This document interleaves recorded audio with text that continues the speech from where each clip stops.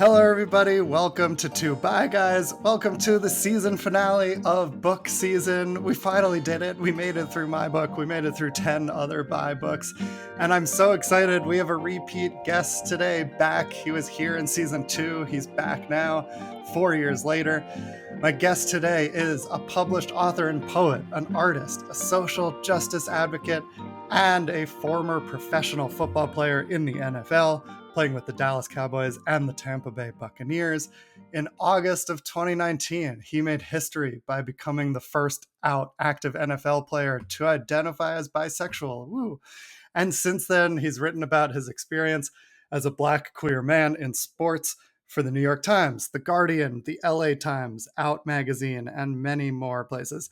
His new-ish memoir, we're a little bit late, but his new memoir is called The Yards Between Us. It was published in 2023, and his new book, Huddle, a men's journal, is available now. Welcome back to Two Bye Guys, R.K. Russell. Hello. Hello, hello, hello. Thanks for having me back. Thanks for coming back. It's so good to see you again. We have to hang out in person someday since we live in the same Right. city.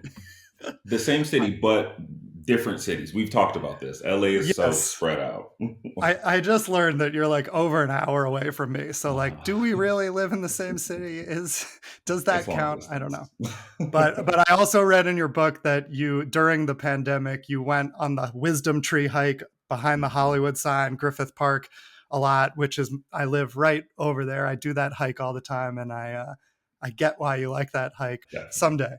Someday we'll do a hike together. So welcome back. I want to get right to it and get into your book because I loved your book. I read the whole thing, and we don't have too much time today.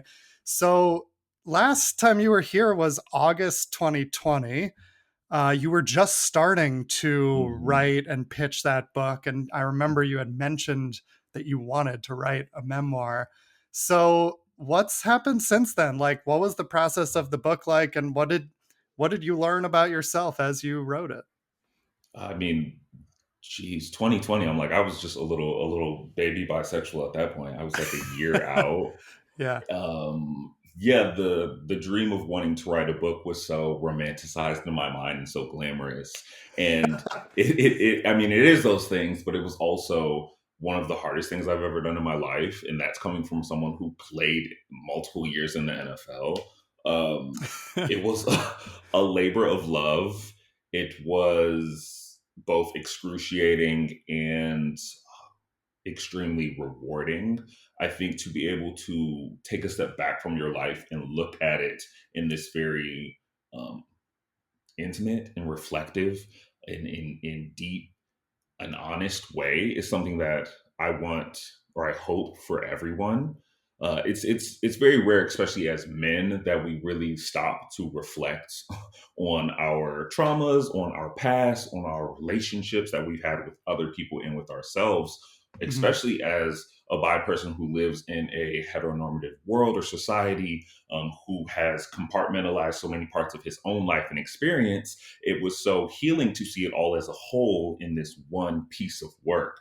I realized that even in outside of just my dating life, even with personal life and work, I've separated so many parts of myself. And this Mm. book physically made me put them all together and see me as one whole person. Uh, so it was extremely healing. And Mm. there's days when you get up and you don't want to write, and there's days where you stay up and you can't stop writing, where it Uh-huh. becomes kind of a compulsion. But it's all in all, I think, is one of the greatest accomplishments in my life as well. And I want to write another book. I have continued to want to write books, so it has not scared me off. Anyone that has a desire to write a book, I say go for it. It will only make you a better person and have a better understanding and relationship with yourself, which I think we all could use. Yeah, that's amazing. I love that, and I'm glad to hear all that. And I know what you mean. The writing the book is like, oh my God, it's a years long process. You don't even Mhm. realize like how much time it actually takes to sit down and do it, and then revise it, and then revise it again. Yes. Oh God. But what you're saying makes so much sense because I found it to be quite an easy read in the sense that you're so direct and you're so like open and vulnerable that it's just a page turner. Like it really is so clear. And so whatever work you did to get that clarity and write it so simply, you're not obfuscating, you're not hiding things. Thank And you. so I really liked the style of it. It's just Thank very, you, very which I direct. appreciate. Which is also that's also like a whole nother thing that's kind of jarring as a writer. Like you said, we spend years sometimes writing books, and then Mhm. like I put this book out in May 16, 2023. May 17th, people were DMing or messaging or commenting me, just finished, couldn't put it down. I'm like, it took Wow. me a year to write this, and you read it in a day. I'm like, really? Like, it's the biggest compliment, but I'm also like, wow, Yeah, right. it's done. That's amazing, but it's also like you could take a little more time and Yeah, digest it a I'm, little more. I'm like, I don't know. Read it again. I don't know. They're like, when's the next book? I'm like, okay, this is wild. But no, thank you. I do appreciate that. That's funny. That's funny. Actually, I wanted to ask you, and I want to get to that idea of bringing all the parts of yourself together. That's like the big theme I noticed that I loved. But before that, you mentioned the response. Like, what we talked last time. It was about a year after you came out very publicly in this ESPN article, first by football player. Now we're about a year out from when you published this book. We're a Mhm. little late, but better late than never. What has the overall response been? And like, you really let people in an even bigger way than just saying you're bi. You let them into all this, a lot of other stuff and personal stories and trauma and healing. What's it been like to share that, and how has the response felt? The response, I mean, has been so amazing and so welcoming for me, which was kind of the same thing with coming out. I mean, people really have gotten to know me on a deeper level, and I've in my experience, when you allow people to know you, you allow people to love and support you. When you now allow people to know you deeply, you allow for them to care for you deeply. And that's kind of what has happened with me and my story. It's Mm, also going beyond like the headline, right? Like so many times in the limited representation that we have for queer people, for people of color, for women, the affirmation or the coming out or the grandstand is like the ending. I even felt that mm, with my coming out. It was like I came out and it was like you did the thing. And okay, it's over. And that's not the case. A lot of it doing the thing, yeah, there's a process to get there, but that's like the beginning.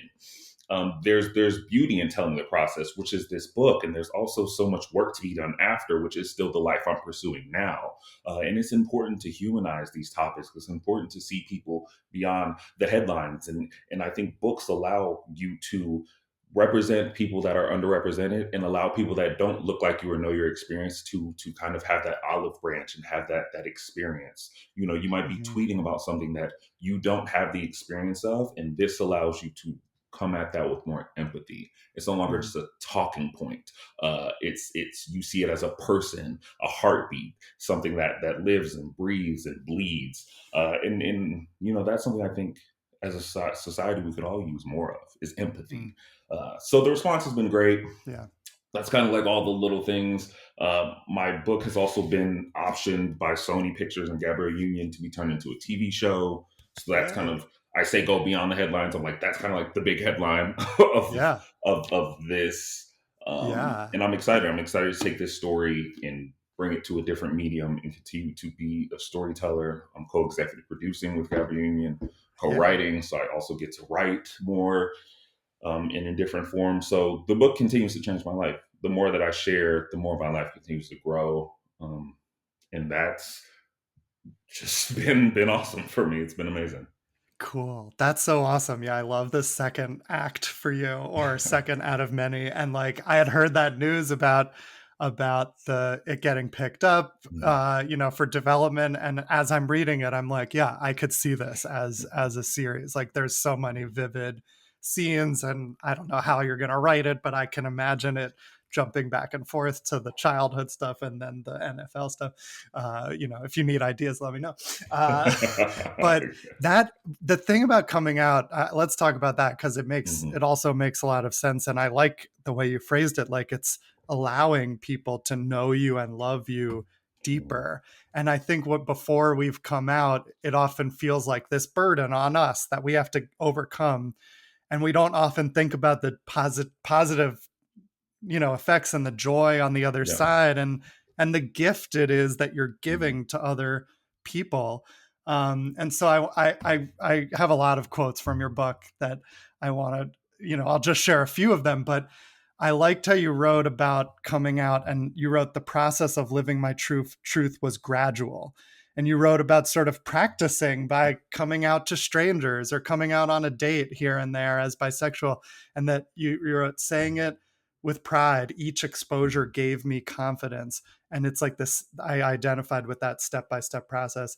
And then what I want to ask you about is coming out to your mom, because it's such a beautiful scene. And there's a part earlier in the book where you're not ready to come out to her, and you said, you still didn't fully understand it, and so you Mhm. weren't ready yet to share it, which makes sense. Like, it's hard when you're still figuring it out. Yeah. But then later, the ESPN article sort of set a deadline for coming out to your mom. You had to do it before she found out from the Yeah. press, which I was also basically my coming out story. I recorded a TV show coming out, and it was coming Mhm. out 6 months later. So then I had 6 months to tell everyone. So can you tell us like a little what it was like coming out to your mom, and tell us, or to other people in general? But that Oh story my was really gosh. beautiful. Yes. I mean, to speak to the first half, coming out, being this gradual thing, uh, I do believe as humans we are creatures of experience. The reason coming out is so hard is because before we even understand truly who we are, or really have, not even understand it, before we have the vocabulary to say we're bisexual, or to claim an identity, or to be educated about this identity, because there's very few and far resources for us as young people to be educated on it. Or they don't allow us those resources when we're young. Hmm. We have so many experiences that are innately homophobic, that are innately telling us this is wrong, you don't want to be this, that are misogynistic, that are sexist. So you already have all of those built up negative experiences. My attempt as an adult who was determined to then claim my identity with pride was to create hopefully positive experiences, to have these micro dates or experiences of claiming identity and being proud. And not every date had to be magical for it to be a positive experience, but just someone being like, oh, okay, that's cool, like what else? Like, what do you like? Tell me more about yourself. And that in and of itself, to understand that you can say the thing and still be seen as human and whole and loved and accepted, and the ground won't open you up and swallow you whole, or everyone in the restaurant isn't looking at you, and it's not this Mm. big scary daunting thing, that life exists beyond this fear. And like you said, Yeah. that there is joy and love and connection beyond that. That there's actually this wall that you've put up that isn't only detrimental to you, but to everyone in your life, because you're not allowing them to get to know you, or the light that shines in you is not being shined on everyone. So that was kind of my gradual attempt. Hmm. The coming out to my mom and setting the deadline is kind of how I was living my life back then. I very much was like collision course planning, Yeah. which we do the best that we can with the things that we have. So Uh-huh. that was going. Looking back, I'm like, okay, probably not the best, but we got there. And me and my mother, we are so close. She's my best friend. We talk every day on the phone for at least an hour, minimum. She loves me inside and out. And I wasn't a question of whether she would love me or not. I think for me, it was just, I felt almost guilt that I hadn't shared it with her earlier. Mm. It felt like, I don't know. She had done so much for me, and we had shared so much. It felt at one point irrelevant, and also at one point like I had held it so long that I had made it this thing. Mm. Hmm. um, but it was time. And when I finally did share, it was on a phone call the day before this huge interview was about to drop. So it was also like, of course, she would go into shock. It's like you hear this big thing about the person that you're closest to in your life that you literally held in your womb and created. Then the whole world's about to know in less than 24 hours. Then you know. Hmm. So it, it was really the perfect storm. Uh, but we got there. She, I don't want to spoil things if anyone hasn't read the book yet. Her initial reaction was not the greatest. It wasn't the worst. But she had concerns as a mother. I tell people all the time at that point, I was 27. It had taken me 27 years to get to that point. I'd given my mother like 5 minutes of a phone call to try to get to that point. Uh-huh, uh-huh. It wasn't, she wasn't going to do the 27 years of work I had done in that 5 minutes. But I will say, um, my mother did fortunately come around quickly. I'm so fortunate that we're able to show a journey that a parent cannot say the perfect thing and Hmm. can learn and Yeah, can lead with love and can come back and be stronger than ever. And I think to me that's more valuable because that's a little more real and a little more relatable for a lot of people. Of course, you would love yeah, to say the perfect thing, but we're not right. perfect people. No, that's what I thought too, and that's what I thought was so beautiful about it was that, like, the first conversation was, like, it wasn't the worst. It wasn't like, she was saying mean things to you, but she was scared, Yeah. and, she was worried for you, and that's, Hmm. understandable, and then later, there's that conversation where she kind of basically says, like, "I'm sorry for how I reacted. I was scared," and she Yeah. explains it, and you have this, once you've both processed this deeper connection, which I thought was beautiful and very resonated with my story too. Like, my mom was supportive, but she was kind of sad I couldn't tell her sooner. And there was Hmm. that kind of rupture. And also what you said earlier about coming out to other people, like, yeah, it's cool when you come out and they're supportive or they don't care, and it's like, okay, cool. But it's also kind of helpful when you get a bad reaction and you get through it Hmm. and you survive and Yeah. you realize, okay, Yeah. I'm still me, and like their bad reaction is on them, and I've learned something Yes. about them. Yes, it's easier when the people are kind of like a little more two dimensional in your life. And you're just Yeah, like, oh, okay, you're kind of like a person I wouldn't want in my life anyway. I think when right. it's like family or people that are so cemented, the decision isn't It's that hard. easy to just be like, oh, Right, okay, well, I don't really want to associate with someone like that anyway. right, This is like, right, okay, you are like a pillar in my life. right. Then you have to have those multiple conversations Yeah. and really process it and help them through it sometimes. Mhm. But it's hard.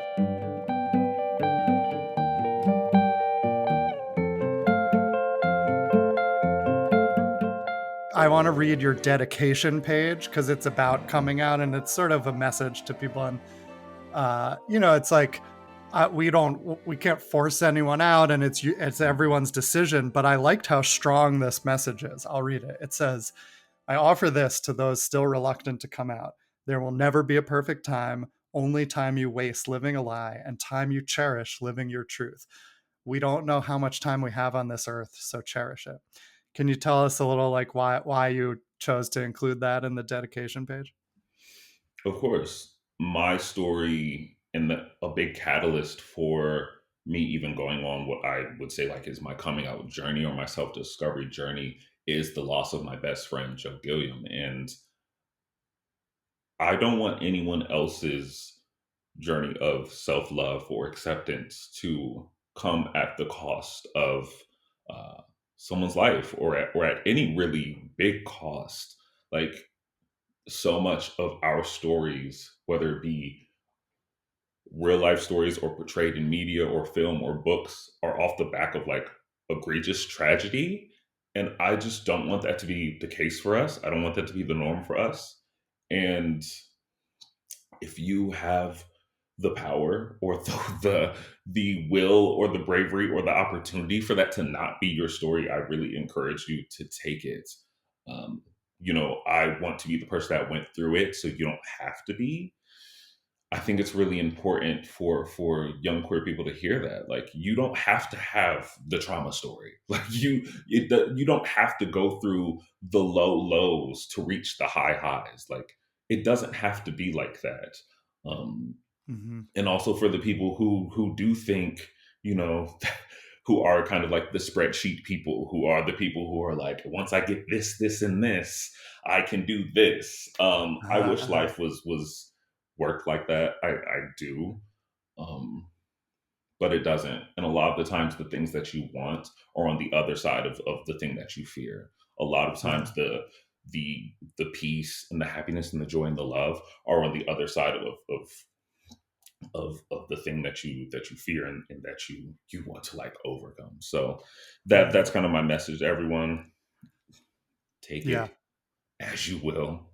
Yep. But life is beautiful once you are truly living it for you.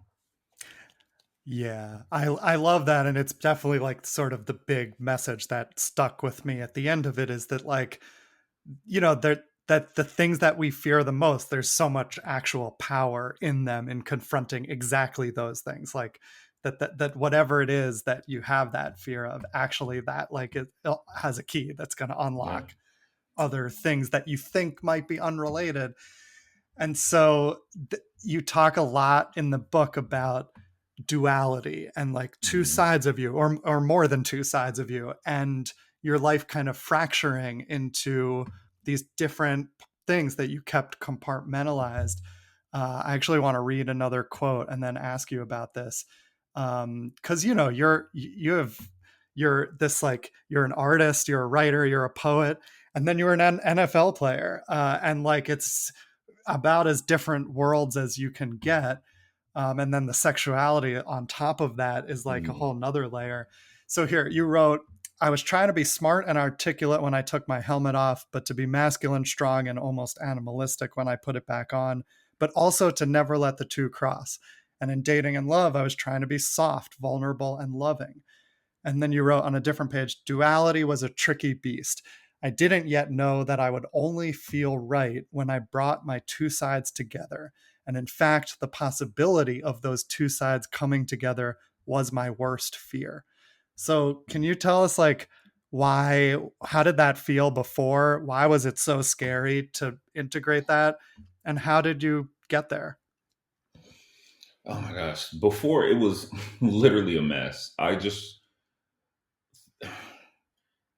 there's already, I think, as a person of color, so much um, information and data and observation and code switching and fight or flight and um, survival instinct that goes into just existing in this country and in this world.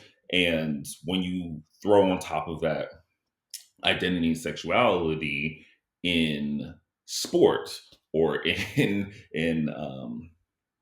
in Texas where I grew up, um, it felt like the perfect equation to be accepted in different arenas, different classrooms, different spaces. And I think as an athlete, there were things that were valued that weren't valued as a student, that weren't valued as just like a citizen. There were things in as growing up as like a young black man that weren't valued in other places, that actually like Mhm. put me in harm's way or in danger in other places. So it literally, in every room that I walked into, I was calculating which parts of myself to show that would give me the best probability or chance to be accepted, loved, valued, or at the bare minimum seen as human in this space. And as a young person who has not even really figured out like who they are, this is just like a lot of constant evaluation, compartmentalization, and yeah, like self fragmenting that's happening Mhm. constantly. Um, Mhm. and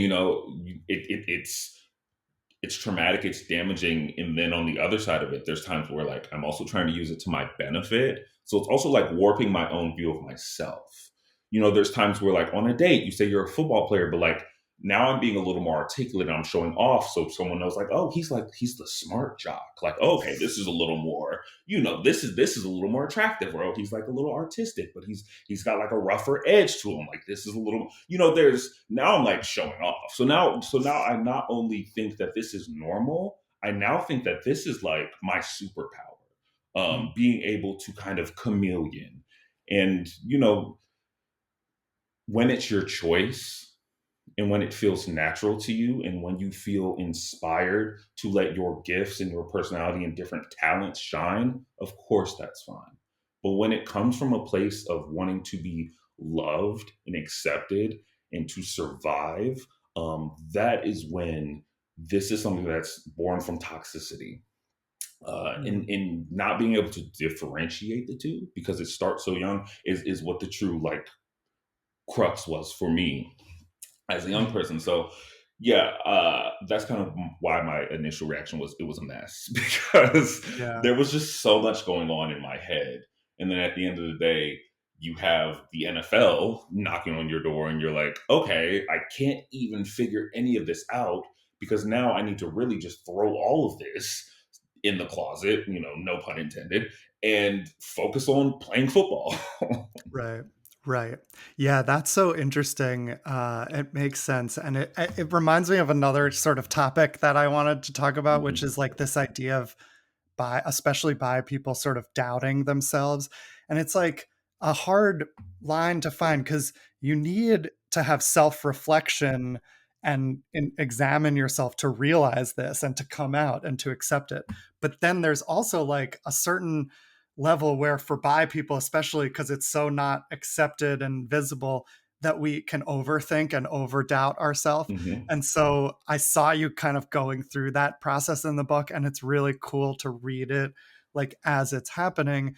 And you talk about the healthy reflection of like starting to think about, who you're interested in and who you're dating and what kind of porn you like. And I mhm, liked how you wrote like, guys, you wrote guys get turned on seeing another guy having sex, even if the girl is the main attraction.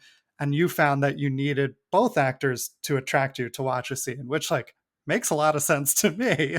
I wonder if it makes sense to other people and they just don't want to admit it or actually uh-huh, reflect on it. yeah, And you wrote out you knew perfectly well when men are good looking. It's like, yeah, you can mhm, tell. But then you wrote, you start the more you're getting into this and doing it in secret. You wrote, I was good at doubting everything about my place in the world. That comes easy when you have no compassion for yourself. And mhm, then some, and then later you wrote, did it even matter? What if I married a woman and this was all for naught? Especially in the NFL, when there can be downsides, big downsides. You were the first yeah. one, so who even knows what would happen? So, can you talk a little bit about like that struggle of overthinking and how you dealt with that?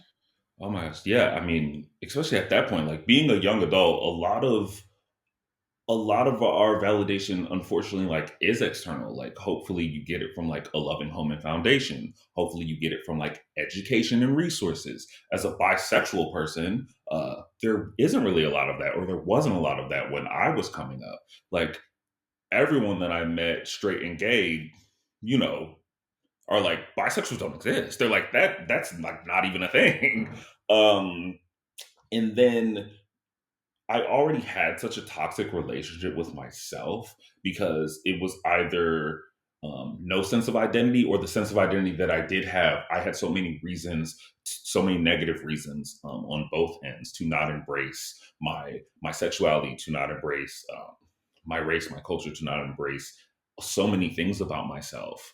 Um, so my own image of me was already so skewed, and then in this haze of trying to figure me out, right?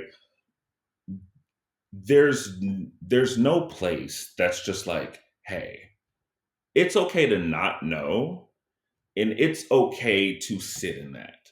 Everyone kind of knew, you know what I mean? Like even as much homophobic hate that I saw put on uh, gay students or gay classmates or peers or there was kind of like this pride that I saw them carrying, like, hey, I know who I am.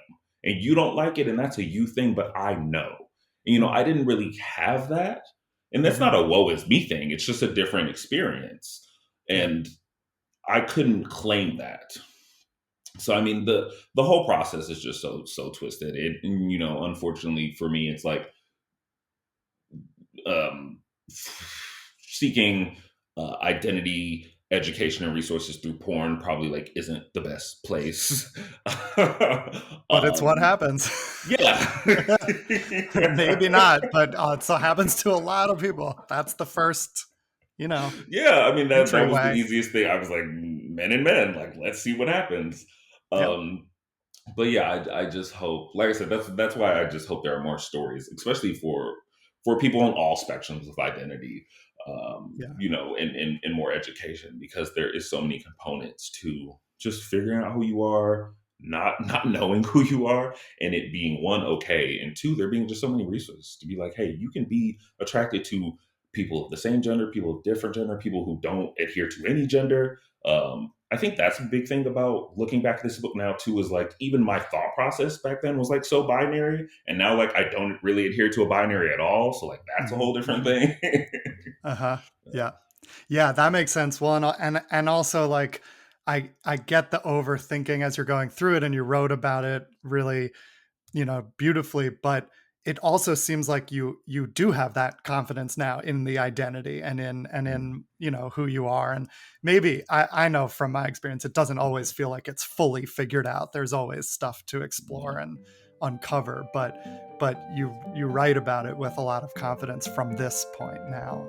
So I love Thank you. that.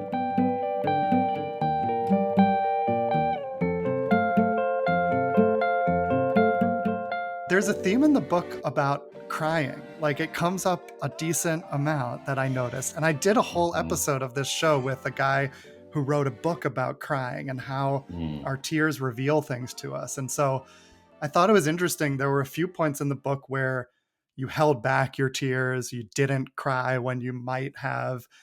You wrote that you cried at movies when you could cry at nothing else.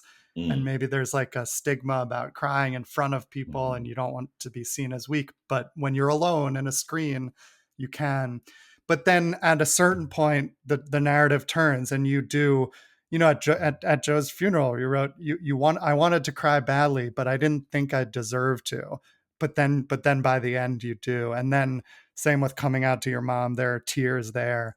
I'm curious, like, what did you learn through your tears or through writing about them? Oh my god. I'll be honest. My relationship with crying is still probably not great. Interesting. um, in full transparency, I cried the other day, but I am a reluctant crier. Like it's Mm. just yeah, I need to work on this. But we're being honest. So Yeah. this is my thing currently as of today. Um, the whole process of crying, I do not enjoy. I find myself to be an ugly crier. I find the congestion of crying that instantly happens to me to be both annoying and disgusting. I instantly get a headache as well, which is terrible. And yeah, it's just I don't enjoy it at all. Hmm. I'm a very emotional person, like deep down. Uh, I feel like I have a very like stoic exterior, and I think I'm able to see a lot of different perspectives and be logical. But when things really hit me, they really hit me. But I try to find other ways to express my emotion without crying. I'm like, there's ways to dip my toe in and come out without fully submerging in these tears. Uh-huh.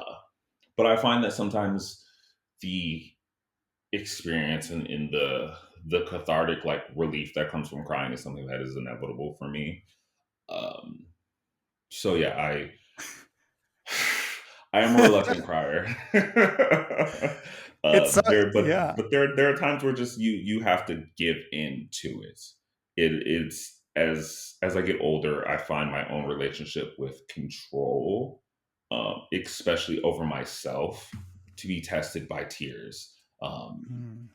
And there's so much in my life that was beyond my control, and I found myself to be the one thing that I have been able to control, and I find that to be constantly represented through my emotions, and specifically my relationship with crying. Uh-huh. And sometimes my tears are like the one thing where they're like, you can't control us, like we're gonna, like, eventually we're gonna get out of here. Yeah. And that's Yeah. when I kind of got to be like, okay, I need to just throw my hands up and like let let my emotions and my body do what they're gonna do. Yeah. Well, thank you for the honesty and the vulnerability, and that answer makes sense. And it's like, yeah, it's like it's still a spectrum of how comfortable we are with these things, and when are we going to let it take over us versus keep ourselves in control. But I did think there were multiple points in the book where you really feel the catharsis Mhm. because of the crying, like, and I get what you're going through because yeah, maybe you couldn't control it anymore and it had to come out. And there's some feeling and Mhm. reconciliation with someone else or acceptance of Yeah. something that's going on that leads to the crying and those scenes are beautiful. There also feels like there's a bit of like no meter almost to crying sometimes. Like, yeah, there's just like my logical brain. Maybe this is my overthinking. I'm like, my logical brain can't really it can't compute, because I'm like, I cried at my best friend's funeral. Why am I crying about this? Like, my mind's like, these two things aren't equal, Mm, so don't mhm, cry. But my body's yeah, like, but we want to cry about this. Like, this is affecting us. Like, we want to. And my mind's like, but we should. Like, yeah, it's a bit of that. My mind is just like, I think that comes back to like, not I don't deserve to cry. I think I've moved away from that into being uh-huh, just like, you've been through worse than this. Like, it's right, it's right, it's almost, I don't know. Maybe it's I don't want to say toxic masculinity, because I feel like I've kind of stepped away from that. Maybe it's rooted in that. I don't know. Now I'm like having a therapy session. It is a bit of like, you should be you should be tougher than that. yeah, You've handled worse than this. yeah, Like yeah, it's the thought that like you've built up an emotional fortitude where like crying should be reserved for this. yeah. And that's just not the human experience. Right. I think that may be residual toxic masculinity stuff that you kind of mostly Yeah. shed, but there's still some of it because we're so ingrained with those things Yeah. and this being tough. And especially like it with being in the NFL, like there must be that sense of like, oh, tough, you can handle it. Yeah. Whatever's going on, whatever injury you have, you get out there, you play the game and like you compete. And so that's a theme in the book too of how to be Yeah. tough and how to get through that, but then that also sort of separates you from your real Mhm. feelings sometimes, and you've clearly done the work to reconnect there. But I think this it just shows that like even with these cathartic moments, it's not like, oh, now it's easy, like now I Yeah. cry whenever I want. It's still like, yeah, it's still tough, and So it tough. shows you stuff that you're struggling with when that comes up.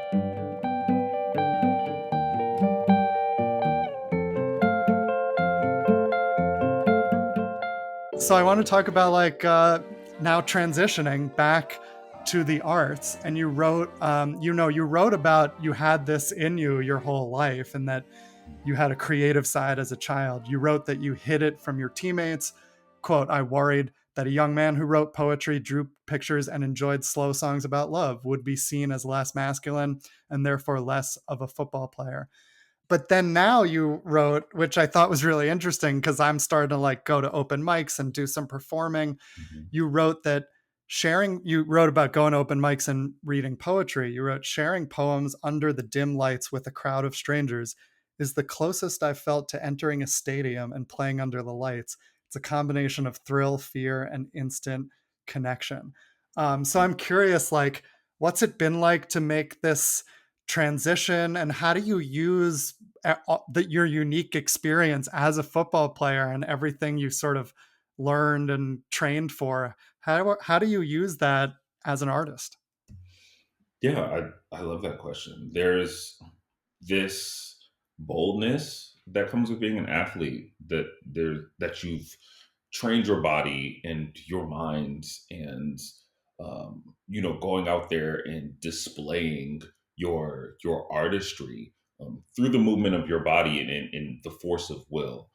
And I find that very similar in artistry, in poetry, in open mics, and in sharing and performing, but in a way that to me is almost, I don't want to say braver, but just a different sacrifice. I feel like on the field, it's a sacrifice of blood and body. I feel like in these performances, it's a sacrifice of vulnerability and of heart, which for me was just so different, and so scary because it was the opposite of what I was trying to do my whole life. I was trying to hide that vulnerability and that heart. Mm. But football and sport as a foundation has taught me time and time again that I can exceed my own expectations, that I can break my own boundaries and barriers, and that I, at a time when I reach my limit, can move that limit again and again.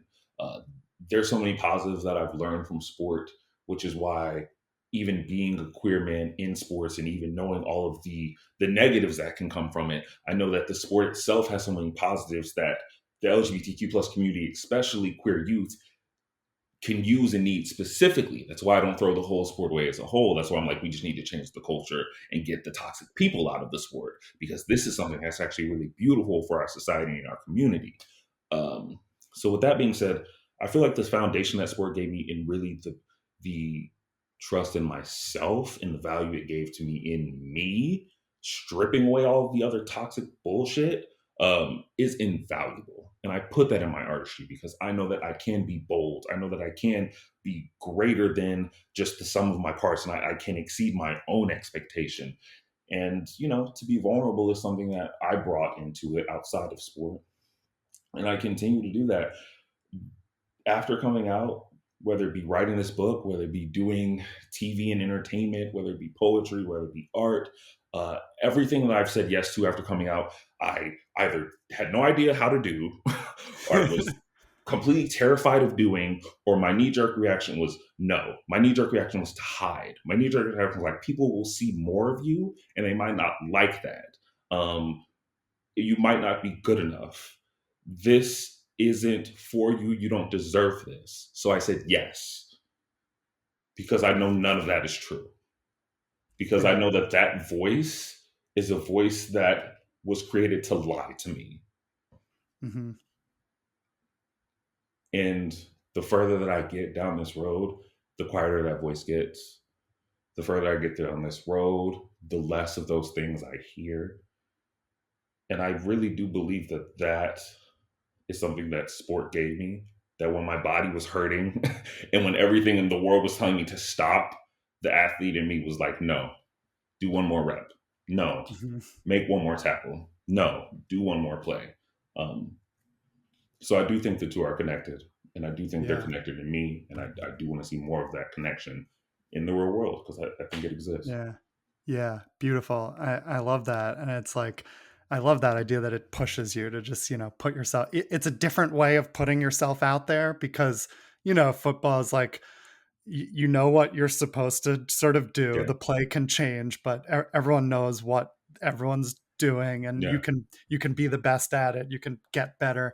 But when you're getting on stage, it's like, who knows? There's a lot of unknowns. You might share stuff that no one expects, and you're waiting for a reaction that could go many different ways. yeah.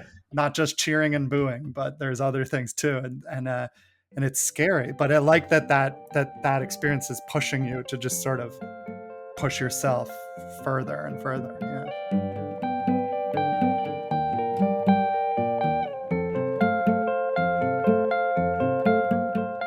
Last question.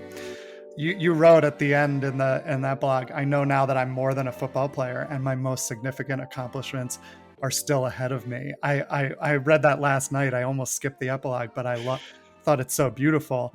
And you also wrote about California, that this seemed like my only chance. It was where my memories, dreams, hopes, and fantasies lived. So what do you see? And I know there's some unknowns, and there's beauty in the unknown. But like, what's your mission now? What do you see in your future? What are your fantasies or hopes for your life or career? Oh my gosh. Yeah, I life is really good. Which Good. like sounds so cliche to say, but there was a time, even while writing this, where I felt good, but I like didn't know where I was going. Like I had just come out. I knew I wanted to write a book. I knew I wanted to like make a difference. But like I didn't really know like how I was gonna make money. I didn't really know like how I was gonna do yeah, I didn't really have like a plan. Like I also didn't come out with like a business plan. It wasn't like it was just like I want to come out to be free and just figure it out. Um, but like I was saying earlier, the universe really has allowed me the opportunity to use all of my gifts and my talents, and my abilities to live dreams and lives that I never thought I would. Um, so I want to continue to tell stories. I want to continue to tell stories that are underrepresented, undertold. I want to continue to platform voices that have been marginalized, that have been pushed to the wayside, that have been silenced.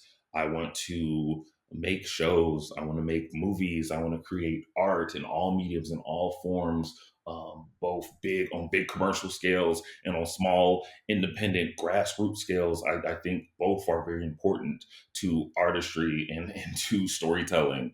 I love LA. I want to stay here for as long as it serves me. My partner and I are still together. I wrote about him in the book. He's a huge part of my coming out story. He's a huge part of my happiness. I want to start a family with him. I would love to be a father one day, which is something I never really thought about before. But Hmm. I'm like, okay, we could do it. 2 is like my limit. He was coming in with like 5. I was coming in with like 1. We've somehow compromised on 2. Don't do the math. It doesn't make sense, but I'm happy with it. Yeah, Nice. but no, I really want to continue to help people feel seen, loved, respected, and equal. All people. Because at the end of the day, whether it is racism, sexism, misogyny, homophobia, all of the isms, all of the hate. We're all fighting bigotry. We're all fighting the idea that we can treat people as less than or subhuman because of who they love or how they were born or how they look or who they believe in or the God that they choose to worship. And that is not true and that is not right. And that is what we're all fighting against. So that's the mission statement. I believe that we can do that in fun and exciting ways. And I believe we can do that in community. I believe that we can do that and still celebrate and enjoy our lives. And that is what I'm committed to. Beautiful. I love it. Beautiful note to end on, and everyone should read the book because there's so much more about a lot of the stuff we talked about, and then some, and a lot of other topics that I love to talk about, but we don't have time. Do you want to There's the book, The Yards Between Us. Do you want to tell us where can people find it, and do you want to tell us a little about Huddle, your new book, and where to All right. find that? Yeah, I should have. I need all my stuff. Okay, so I mean, the art between us. This is really simple. This should be available anywhere that you buy your books. If your indie bookseller does not have it, just ask them. I'm sure they can order it. Literally available anywhere. If you have to go through Amazon, go for it. 20% off at Target, I believe, too. Nice. Just for anyone knows. So, the art between us, R.K. Russell. Anywhere you get your books. I just came out with a journal called the Huddle Men's Journal. This is a guided journal, 180 prompts. If you've never journaled before, this is a great place to start. It is a men's journal specifically not to exclude anyone, but to make men feel included, to encourage men to journal and to get in touch with their emotions, to begin to self reflect, to break your own boundaries, to explore your personal depths, and with hopes to understand yourself so that you communicate with others and people in your life. So, this is a collaboration that I did with Baron Fig. They're an amazing journal company and thought piece company. You can order this online at baronfic.com. The link is also in any of my socials. But this is Huddle Men's Journal. Go to baronfic.com. The Arts Between Us, anywhere you get your books. Boom. Cool. Awesome. I'll put the links to all that in the show notes. It's so great to have like that men's journal stuff geared toward men and masculinity, and that's Mhm. that's another huge theme in the book is about your journey with like expressing masculinity and finding your version. And so that's another thing you can read about in both books. And I love that you're doing this work. It's beautiful. We need it. And yeah, thank you again for coming back here. It's so great to talk to you again 4 years later and hear the evolution and read your book and learn all this stuff. And I can't wait till we meet in person. Yes, we gotta go on a hike now. Now it's gotta Yeah. happen. Yes, I'll see you at the Wisdom Tree. Perfect. All right, thanks again for being here. This was lovely. Great to see you. Thank you for having me. Two Bi Guys is produced and edited by me, Robert Brooks Cohen, and it was created by me and Alex Boyd. Our logo art is by Caitlin Weinman. Our music is by Ross Mincer. We are supported by the Gotham, and we are part of the Zencastr Creator Network. Visit patreon.com/Robert Brooks Cohen for bonus content, early access, and exclusive video episodes. Thanks for listening to Two Bi Guys.